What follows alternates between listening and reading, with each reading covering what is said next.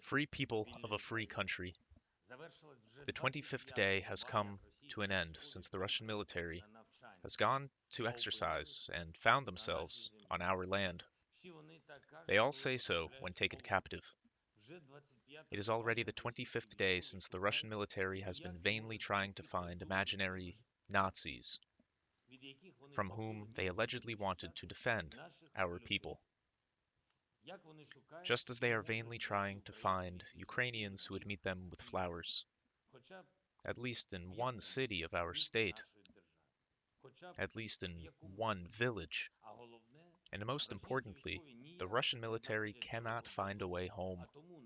That is why our soldiers help them with the path to God's judgment where, I am sure, they receive only one punishment, one for all, the eternal cellar forever under the bombs, forever without food, water, and heat, for everything they did to our people, ordinary Ukrainians, to peaceful people in Oktirka and Kharkiv, in Borodyanka and Chernihiv, in Volnovakha and Mariupol, and many of our other courageous cities. In besieged Mariupol, Russian aircraft dropped a bomb on an art school. People were hiding there, hiding from shelling, from bombing. There were no military positions. There were about 400 civilians, mostly women and children, the elderly. They are under the debris. We do not know how many are alive at the moment, but we know that we will definitely shoot down the pilot who dropped that bomb, as we already did to almost 100 other similar mass murderers. Today, in the Knesset, I addressed all deputies and government officials. But first of all, I spoke on your behalf, on behalf of all Ukrainians, with the people of Israel, who, I am sure, understand us, as free people understand free people. Of course, Israel has its own interests, a strategy to protect its citizens. We understand that. Israeli Prime Minister Bennett is trying to find a way to negotiate with Russia, and we are grateful for that, for every effort, so that sooner or later we start talking to Russia. Perhaps in Jerusalem. This is the right place to find peace, if it is possible. Well, Russian propagandists today have a rather difficult task. After all, for the first time in history, the president of a foreign state spoke in the Knesset via video call and spoke to the people of Israel. The president of Ukraine, accused in Moscow of Nazism, spoke in the Knesset to the people of Israel. This fact alone confirms how wrong things are in Moscow.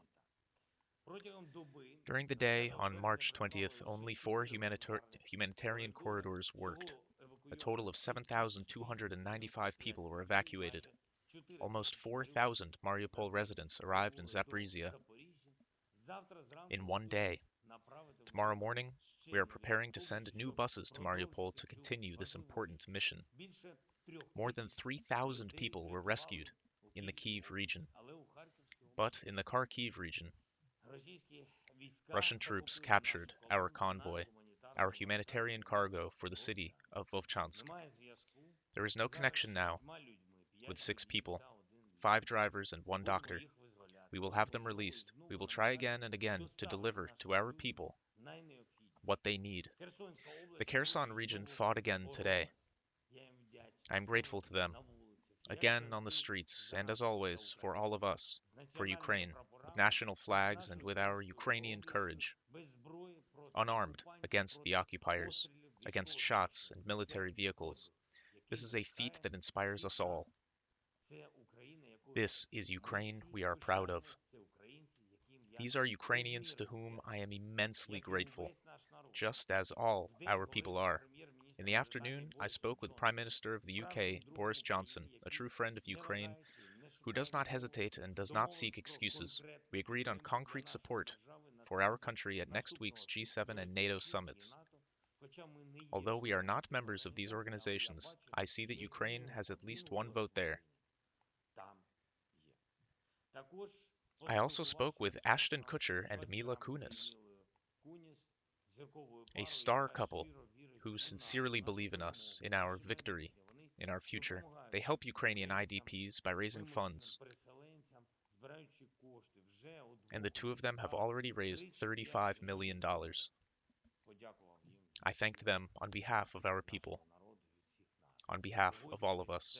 Agreed, this is a good result for one couple of our friends in America, and we are working to make the whole world our friends. I personally presented state awards to Ukrainian intelligence officers. Please understand, I can't say their names publicly. But believe me, the contribution of these people to our defense is so significant that the orders and the title of Hero of Ukraine for them is the minimum we can give, just to express gratitude to them and to all our heroes, thanks to which we are holding on, and we're doing it pretty well, and Ukraine lives. Glory to Ukraine.